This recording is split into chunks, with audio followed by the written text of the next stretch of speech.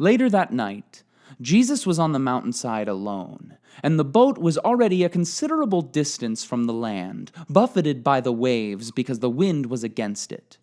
Shortly before dawn, Jesus went out to them walking on the lake.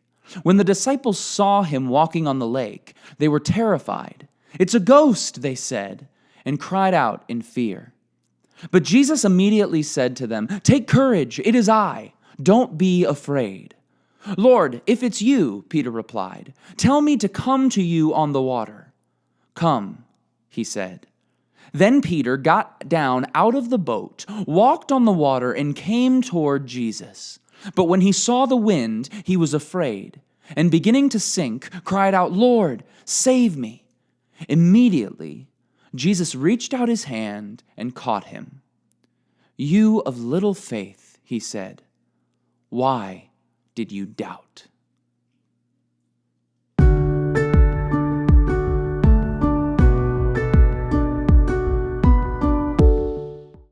Hey Big Shoes and Varsity Blues. So if you're a regular viewer of this channel, you know that I run a summer camp for middle school and high school students. And when I talk to students about the reasons that they come to camp, one reason always stands out more than any other. Students through 6th grade all the way up to graduates of high school, male, female, doesn't matter. The number one reason that they come to camp is they tell me that at camp, they feel closest to God. They say things like, "I feel God when I'm at camp. I feel his presence." So many feels. But inevitably, when the summer's over, throughout the school year, I'll get Facebook messages or texts from these same campers saying, "John, I'm struggling in my faith. I just can't feel God anymore." You see, I think that there is a big problem, not just at camp, but in Christian culture at large. And the problem is that far too many of us have begun to equate feeling God with faith. Now, there are times where we enter into God's presence and we can feel it. Many of you watching have probably experienced this at a worship night or on a missions trip, or maybe even at a camp that you've gone to, where the presence of God is just so heavy that you can really feel him. This does happen. It's real. It's a thing. I promise you. But as awesome as that kind of experience can be, that is not faith. Faith is not the same as feeling God. Today I want to start a new series of 7-minute sermons all around this subject of faith. And in coming up with the title, I felt the spirit of classic rock falling on me. And so I have entitled this new 7-minute sermon series, More Than a Feeling. Oh yeah. And over the next couple months, we are going to be talking about how faith is more than a feeling. Let's dive in. So if you watch this channel, you probably are familiar with my wife, Sweet Bear. And you probably know that I love her. Like a lot. Like totally obsessed with her. But I would be lying to you if I didn't tell you that there are times where we annoy one another. Like for example, when we get in an argument with each other, I'm the type of person where I like to talk it out right then and there. I like to fix the problem, I like to talk it out, get all our feelings out, and move on. So I'll ask her, I'll say, "Hey, can we talk about this?"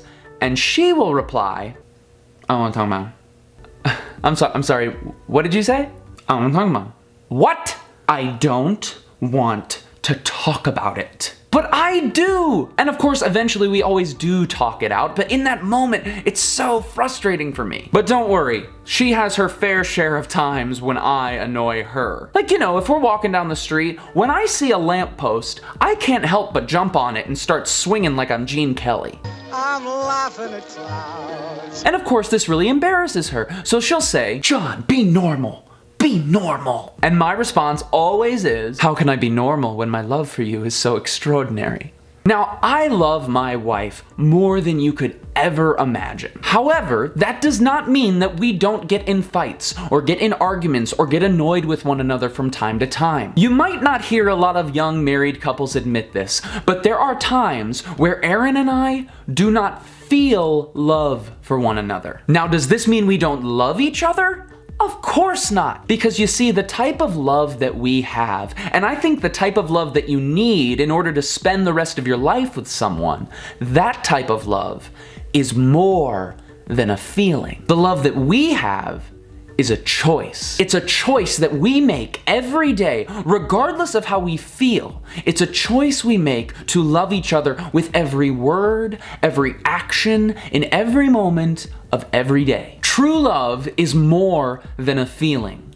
Just like true faith is more than a feeling. True faith is a choice. It's a choice we make to trust God with every word and every action in every moment of every day. But enough about me and my wife. Let's talk about the scripture that we read earlier. And we're going to be tackling this section of scripture month by month. And this month, I want to talk about verse 30, specifically where it says, "But when he," meaning Peter, "saw the wind." So when Peter sees the wind, he begins to sink. Now it would be really easy for Peter in this situation to blame the wind and the waves, as if it's their fault for him sinking. And if we're honest, don't we do the same thing in our lives? Where we blame our circumstances, we blame the things surrounding us for our lack of faith. Oh, you don't know what I've been through in the last year. You don't know how tough things have been at home. I've lost faith because God stopped providing for me a long time ago. So often, we blame the circumstances surrounding us for our lack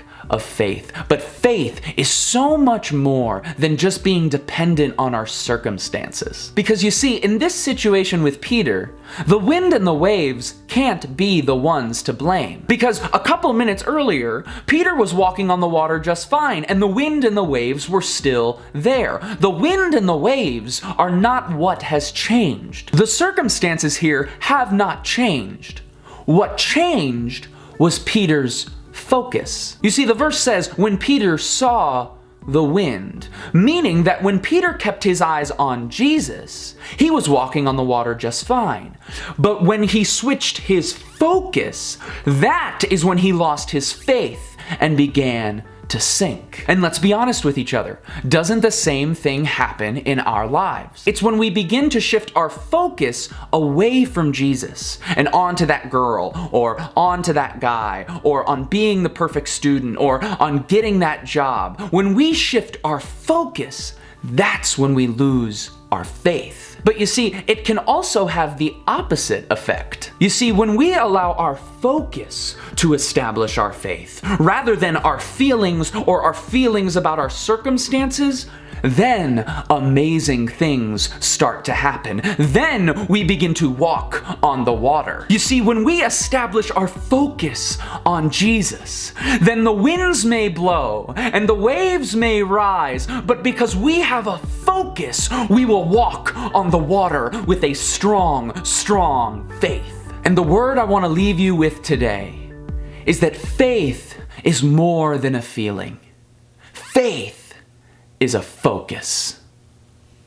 Hey y'all, thanks so much for watching this 7-minute sermon. I really hope you enjoyed it. Make sure to tune in next month. We're going to be continuing to dive into this scripture about Peter walking on the water, and we're going to continue talking about this subject of faith, and this subject of faith being more than a feeling. I have faith that you are going to be really encouraged over these next couple months through this series. So make sure you continue to tune in. Make sure you continue to share these videos with a friend, maybe a friend who's struggling in their faith. As always, comment down below and let me know what you thought of this video, this little 7-minute sermon. Your encouragement and your feedback, it really means the world to me. Thank you so much for your support.